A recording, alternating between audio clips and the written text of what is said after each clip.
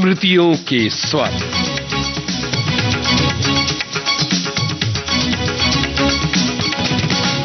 स्मृतियों के स्वर इस कार्यक्रम में आइए आज सुनते हैं मराठी के सुप्रसिद्ध साहित्यकार और सेवानिवृत्त प्रसारण कर्मी गोपाल औटी से यूनुस खान की बातचीत। विविध भारती के स्टूडियो में इस समय हमारे साथ हैं आकाशवाणी के पूर्व अधिकारी गोपाल औटी सर। बहुत बहुत स्वागत आपका हमारे इस कार्यक्रम में। सबसे पहली बात तो ये कि विविध भारती ने एक लंबी यात्रा तय की है और आकाशवाणी की यात्रा तो उससे भी लंबी रही है और इन दोनों चैनलों से प्रत्यक्ष या परोक्ष रूप से आपका जुड़ाव रहा है।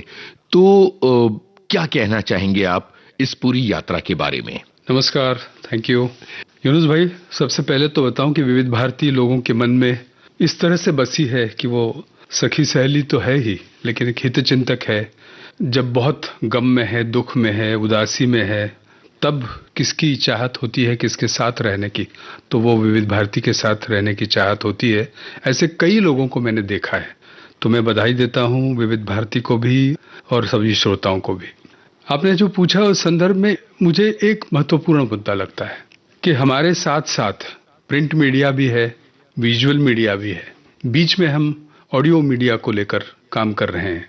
तो ऑडियो मीडिया की अपनी एक ताकत होती है। बहुत बार प्रिंट मीडिया का रेफरेंस वैल्यू और विजुअल मीडिया का एक इमेज, चमक धमक, ये सब मन में होता है लोगों के, और उनको लगता है कि ऑडियो मीडिया इन दोनों से कुछ अलग इस बारे में भी है कि वहाँ न चमक धमक है और न बहुत ज़्यादा रेफरेंस वैल्यू की बात है। यहाँ ऑडियो है, आकाशवाणी पे प्रसारित हो गया या आकाशवाणी के लाइब्रेरीज में क्लोज हो गया तो उसका अस्तित्व खत्म हो गया। लेकिन ऐसा नहीं है। वास्तविकता यह है कि 1927 से लेकर आज तक आकाशवाणी ने जो जो बदलाव देखे, उस सारे बदलाव में जिसको हम कहेंगे कि क्रिटिकल कंपटीशन थी, बहुत सघन ऐसी स्पर्धा थी। स्पर्धा अस्तित्व की थी और स्पर्धा नए निर्माण की भी थी। ऐसे निर्माण की थी कि जो लोगों को बहुत पसंद आए, जो लोगों को उपयोगी हो, इस तरह से। तो आकाशवाणी ने इन सारे पड़ावों पर अपना सामर्थ्य सिद्ध किया। जब लोगों को लगने लगा था कि अब दूरदर्शन आ गया है, अब आकाशवाणी क्यों चाहिए, इसके बाद भी आकाशवाणी केंद्रों की संख्या लगातार बढ़ती गई और 70-72 से लेकर आज 400 के कगार पर आकाशवाणी भारत भर फैली हुई है। आकाशवाणी के जो ऐप आए आज, उन्होंने तो आकाशवाणी को शहर से निकालकर विश्व के स्तर पर जाकर स्थापित कर दिया। ये सारे बदलाव को मैं जब देखता हूँ तो लगता है एक इंडियन इथॉस, एक भारतीयता, एक भारतीय संस्कृति की सखोलता, शांतता, ये सारा इस मीडिया में है जो जो लोगों को चाहिए होता है। बहुत अच्छी बात आपने कही है कि आकाशवाणी की एक सतत धारा चलती रही है। एक बहुत जरूरी चीज मैं ये जानना चाहता हूं कि आपके बचपन से लेकर बड़े होने तक किस तरह से आकाशवाणी ने आपके संस्कारों में आपका साथ निभाया। और मेरे सवाल का दूसरा हिस्सा ये है कि पत्रकारिता की ओर आप मुड़ गए थे और वहां से रेडियो की दुनिया में आने का क्या कारण था। इन दोनों बातों के बारे में बताएं। पहला मुद्दा तो मुझे बचपन तक ले जाता है। हमारे घर में वॉल का रेडियो था, तो उस ट्रांजिस्टर के आसपास बैठकर हम रेडियो सुनते थे, स्थानिक रेडियो केंद्र सुनते थे, अमीन सायनी जी के प्रोग्राम सुनते थे, विविध भारती के प्रोग्राम बाद में सुनने लगे। लेकिन इस सबसे ज्यादा इस बात को मैं याद करता हूं कि आकाशवाणी की न्यूज को एक अभ्यास के रूप में सुनने का संस्कार पिताजी ने किया कि तुमको इंग्लिश अच्छा करना है, तुमको हिंदी अच्छा करना है, तो 8:40 को रात में बैठिए। तब 8:45 को न्यूज आया करती थी। 8:45 को पहले सुनिए, फिर उसका ट्रांसलेशन कैसा हुआ है, ये हिंदी और इंग्लिश दोनों को अभ्यास के रूप में सुनिए। आज मैं ये दावे के साथ कह सकता हूँ कि चाहे आकाशवाणी मराठी बातमियाँ हो, आकाशवाणी के हिंदी समाचार हो, न्यूज़ हो, ये सारा जब हमने कंपैरेटिवली विद्यार्थी के रूप में सुना तो उसने बहुत संस्कार दिया भाषा का, भाषा के शुद्धि का। वो एक आग्रह जो टीचर्स किया करते थे, वो जो एक आग्रह जो पिताजी माताजी पकड़ते थे, उनको आकाशवाणी ने बहुत सपोर्ट किया। ये बात बड़ी स्पष्ट रूप से मेरे को ध्यान में आ रही है। जब बड़े हुए तो लगा कि आकाशवाणी के अनाउंसर्स जिस तरह से बात करते हैं, आज मैं कभी कभी तुम्हारे बारे में भी यही सोचता हूँ कि क्या बात होती है, कितनी टाइट बात होती है। कहीं पर उसमें लचीलापन तो है, लेकिन कहीं पर भी फैलाव नहीं है। बिल्कुल बांध के रखने वाली बात होती है। तो ये सारा भाषा का संस्कार आकाशवाणी ने इस तरह से मन में किया कि उसने एक अच्छे स्टूडेंट के रूप में, एक अच्छे अभ्यासक के रूप में और आगे चलकर एक अच्छी उम्मीदवार के रूप में कि भाई नौकरी के लिए भी उम्मीदवारी करनी है, उन सब स्तर पर आकाशवाणी ने बहुत साथ दिया। और इसके बाद जब चाहत हुई कि प्रोग्राम में हमने पार्टिसिपेट होना चाहिए, तो आकाशवाणी औरंगाबाद की युवाणी में हमने ऑडिशन दी, ऑडिशन पास हुए। भले ही न्यूज़ वाली ऑडिशन हम फेल हो गए, लेकिन ऐसे ऑडिशंस में जिस तरह से वहाँ के लोग साथ देते थे, क्या पढ़ो, क्या नहीं पढ़ो, कैसा पढ़ो, वाचिक अभिनय नाम की जो बात होती है कि आप ऑडियो में से भी एक्सप्रेस होते हो, आपकी सारी भावनाएं एक्सप्रेस होती है, क्योंकि वो बहुत नेचुरल आपके पास दिया हुआ यंत्र है ईश्वर ने। तो ऑडिशंस में जब पास हुए तो आकाशवाणी का एक बहुत अच्छा अवसर मिला प्रोग्राम प्रेजेंटेशन का। आकाशवाणी युवाणी में हम प्रोग्राम करने लगे और कभी लगता नहीं था कि एक दिन हम एक अधिकारी के रूप में यहाँ पर आएंगे। वो भी बाद में हुई और यूपीएससी के मार्फत हम आकाशवाणी में ज्वाइन हो गए। तो आज ये सारी यात्रा जब मैं याद करता हूँ तो बड़ा अच्छा लगता है, बड़ा आत्मगौरव लगता है, आत्मसम्मान लगता है। जहाँ तक आपने पत्रकारिता की बात पूछी, प्रिंट मीडिया ये तो मेरा आज भी बहुत प्यारा माध्यम है। मैं रिटायरमेंट के बाद फिर एक बार प्रिंट मीडिया से जुड़ गया हूँ अलग अलग किताबों के द्वारा। लेकिन मुंबई में जब मैं काम करता था तो मुझे ऐसा लगता था कि इस भीड़ भाड़ में, इस दैनंदिन संघर्ष में हम शायद उतना क्रिएटिव काम नहीं कर पाएंगे। तो मौका देख रहा था मैं, और फिर यूपीएससी ने जलगांव को पहले पोस्टिंग दी। जलगांव के बाद में रत्नागिरी जैसे कोस्टल स्टेशन में मैंने 6 साल काम किया। बाद में हम किशोर कुमार के खंडवा में पहुंच गए। मुझे आज भी याद है कि हम नर्मदा के दर्शन करने के पहले हम किशोर कुमार के घर पहुंचे। वहां पर इस तरह से माथा टेका कि भाई क्या होता है एंटरटेनमेंट का तजुर्बा, क्या होता है फिल्मी गानों की प्रस्तुति, और क्या होता है कि अष्टपहलू प्रतिभा कि जो एक्टर भी है, गायक भी है। तो कुल मिलाकर मैं ये आपको बताना चाह रहा था कि प्रिंट मीडिया छोड़ने का कभी पछतावा नहीं हुआ। एक इतनी क्रिएटिविटी का अवसर आकाशवाणी ने दिया।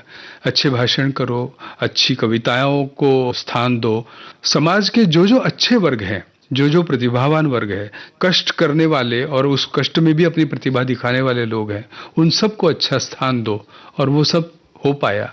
ये बड़ी कृपा है ईश्वर की भी, और मुझे लगता है उस अवसर को मैंने भी ईमानदारी से निभाने की कोशिश की। इतना लंबा आपका आकाशवाणी का करियर रहा है और अनुभवों से भरा समृद्ध करियर है, तो मैं आपके सामने एक मुश्किल सवाल रख रहा हूं कि सबसे ज्यादा अनमोल याद इस करियर की कौन सी है? बहुत बड़े लोगों का, उनके पास रहने का, उनको देखने का, उनसे बात करने का अवसर प्राप्त हुआ। मुझे बताते हुए बहुत गर्व लगता है कि महाराष्ट्र का एक कल्चरल प्रोफाइल हो, ऐसे लोगों को इकट्ठा क्या मैं कर सकूंगा, ऐसे मेरे मन में एक सपना था।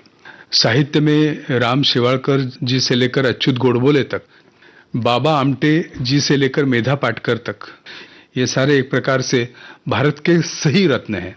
तो इन लोगों को मिलना, उनके इंटरव्यूज करना, मराठी के प्रकाशक वर्गों में जिन्होंने बहुत अच्छी अच्छी किताबें मराठी को दी, ऐसे दिलीप माजगांवकर जी हैं, इन सारे लोगों को मिलने का अवसर इस तरह से मिला कि हमारी कल्चरल वैरायटी जो लाइफ में होती है उसका सारा रिफ्लेक्शन मैं देखता रहा। रत्नागिरी स्टेशन में जब था तो कभी तन्हाइयों में भी तुम्हारी याद आएगी, हमारी याद आएगी, इस जैसा गीत देने वाले स्नेहल भाटकर जी, या बहुत बहुत सुंदर गीत देने वाले अनिल मोहिले, उससे भी बढ़कर अच्छे अच्छे गीत देने वाले सभी संगीतकार, इन सब को मैं आकाशवाणी ले आया, उनको अच्छे इंटरव्यूज कर पाया, उनकी सारी बातें श्रोताओं से रूबरू इस तरह से कर पाया कि जाते समय बड़े वो धन्य थे, समाधानी थे, और बहुत सुख के शब्द सुना रहे थे कि बहुत मजा आया। तो ये सारे 50 प्रतिभावंतों के इंटरव्यूज जो मैंने किए थे, वो सृजन संवाद इस पुस्तक में इकट्ठा रूप से प्रकाशित हुए, और उन दोनों पुस्तकों को श्रोताओं ने बहुत सराहा। जिन्होंने रेडियो पर प्यार किया उन्होंने वो किताब पर भी प्यार किया। कुछ यूनिवर्सिटीज ने मराठी स्टडी के कंपलसरी रीडिंग के लिए इन किताबों का विचार किया। तो ये सारा सुख, सारा समाधान, आत्मगौरव हमारे माध्यम ने हमें दिया है। कितनी बढ़िया बात आपने कही कि एक पूरा कल्चरल प्रोफाइल जो है वो आपने तैयार किया। अलग अलग स्टेशंस पर आपने काम किया और बहुत अलग अलग तरह के काम भी किए। एक तरफ जहां विज्ञापन देखिए, दूसरी तरफ तटीय क्षेत्रों में भी काम किया और मध्य प्रदेश के खंडवा तक भी चले गए। तो सबसे यादगार आपका केंद्र कौन सा रहा और वहां का सबसे यादगार अनुभव कौन सा था? मैं सही बताऊं तो सारे 9 केंद्र वो सारा आम्रबौर की तरह मेरे मन में बसे हुए स्टेशंस हैं। चाहे वो रत्नागिरी हो, चाहे जलगांव हो, नासिक हो। मुझे लगता है ये सही रूप में मैं अन्याय करूंगा किसी एक ही स्टेशन का मैं अगर नाम लूं तो, लेकिन 9 स्टेशन में इतना अच्छा कुछ काम हम कर पाए कि प्रधानमंत्री कार्यालय तक काम करने का अवसर मिला। और एक दिन अचानक डायरेक्टर जनरल के ऑफिस से टेलीग्राम आया कि for an important assignment mister Auti should report to director general on so and so. मैं ये बहुत पर्सनल बात है लेकिन इसलिए जिक्र कर रहा हूं कि वरना ये क्षण हमारे जीवन में आने की कोई संभावना नहीं थी। लेकिन उस वक्त प्रधानमंत्री जी ने जो देश भर के ग्राम पंचायतों को खत लिखे थे, उन खतों में से लगभग 3200 खतों के जवाब उनको महाराष्ट्र से प्राप्त हुए थे और लगभग वो सारे 80% मराठी में थे। तो उसका एनालाइज करने का काम प्रधानमंत्री कार्यालय में 1 महीने के लिए था और हमें उसमें अवसर प्राप्त हुआ। हम वो जो कुछ कर पाए वो शायद हमने कार्यक्रम पर प्यार किया, अपनी नौकरी पर प्यार किया, अपने स्टेशंस पर प्यार किया, इसी कारण हुआ। मुझे लगता है कि रिटायरमेंट के दिन तक, उस दिन 5:30 तक मैं कार्यरत था और वही बड़ा एक सम्मान जीवन ने दिया है। श्रोताओं का किस तरह का प्यार मिला है और उससे जुड़ी क्या यादें रही हैं? अरे वाह, श्रोताओं का प्यार तो इतना उमड़ के आता है बहुत बार। महाराष्ट्र एक ऐसी जगह है जहां पर रेडियो श्रोता संघ बहुत बड़े पैमाने पर ज्यादा जी। विदर्भ का नाम आपने सुना होगा, जलगांव, जामोद हो या बुल्ढाना हो, खामगांव हो, खंडवा के आसपास के गांव हो, यहाँ पर सारे श्रोताओं ने कई सम्मेलन किए। उन सम्मेलनों में न केवल मैं कार्यक्रम प्रमुख हूँ वहाँ का इसलिए बुलाया, बल्कि एक प्रोग्रामर हूँ, कुछ प्रोग्राम्स उन्होंने याद रखे थे उसलिए बुलाया। ये लोग ये संगठन की ओर से कभी कुछ मैगजीन भी चलाते थे। उस मैगजीन में एक प्रश्न और आपका उत्तर ऐसे कॉलम्स हुआ करते थे। कई बार मैंने ऐसे कॉलम्स लिखे और लोगों को वो अच्छे लगे, इस कदर अच्छे लगे कि उसमें से कई लोग स्टेशंस पे आकर मिलते थे। और एक याद तो इतनी टची है, क्या बताऊं मैं। आकाशवाणी रत्नागिरी में वो तो एक ऐसा स्टेशन था जहां पर कोई कंपटीशन ही नहीं थी, विजुअल की भी नहीं थी और बाकी ऑडियो की भी नहीं थी। एक स्टेशन था आकाशवाणी का जो रत्नागिरी के 40-50 किलोमीटर फैले कोस्टल विलेजेस को कनेक्ट करता था। वहां की एक बुढ़िया औरत एक दिन आई स्टेशन में, उसका नाम भी मुझे याद है, इंदिराबाई गोखले। धाउलवल्ली नाम का एक छोटा सा देहात है, वहां से वो राजापुर के पास से आई थी। उसने आकर एक पाकिट थमाया, उसमें कुछ 3-3.5 हजार रुपये थे। मैंने उनको बिठाया, सम्मान के साथ पूछा ये क्या है, इस तरह से तो हम कुछ कभी यहाँ पर लेते नहीं हैं। उन्होंने कहा नहीं, आप सब लोग जितने प्यार से कार्यक्रमों में बात करते हैं, जितने प्यार से श्रोताओं के लिए बात करते हैं, जितने प्यार से हमारे प्रश्न लोगों को, विशेषज्ञों को पूछकर उनके जवाब देने की कोशिश करते हैं, तो मैं अभी बहुत बूढ़ी हो गई हूँ, मेरा कोई नहीं है, मैं अकेली हूँ गांव में। अगर कुछ हो जाता है तो मुझे लगता है कि आकाशवाणी के लोग आकर मेरा वहां पर अंतिम संस्कार करें। ये बातें बताते समय भी मुझे लग रहा है कि क्या इस कदर तक लोगों ने विश्वास डाला था आकाशवाणी पर, क्या इस कदर तक वो चाहते थे। तो आज इस प्रश्न का जवाब यही मिलता है कि दूर तलक जो फैल जाए, किसी के मन को छू जाए, मैं ऐसी बात करता हूं तो जिंदा हूं। इसका अनुभव इन सारे क्षणों ने दिया है। बहुत ही मार्मिक याद आपने हमारे साथ बांटी और इस बातचीत में बहुत आनंद आ रहा है। लेकिन आज की इस कड़ी को यहीं समाप्त करते हैं और अगले हफ्ते फिर मुलाकात होगी। बहुत बहुत धन्यवाद, शुभकामनाएं। स्मृतियों के स्वर, इस कार्यक्रम में अभी आप सुन रहे थे मराठी के सुप्रसिद्ध साहित्यकार और सेवानिवृत्त प्रसारण कर्मी गोपाल औटी से यूनुस खान की बातचीत। आज आप सुन रहे थे इस कार्यक्रम का पहला भाग। इसका दूसरा भाग आपको सुनवाएंगे अगले हफ्ते इसी कार्यक्रम में।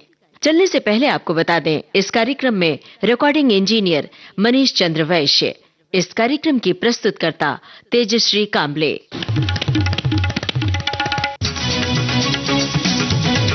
स्मृतियों के स्वर।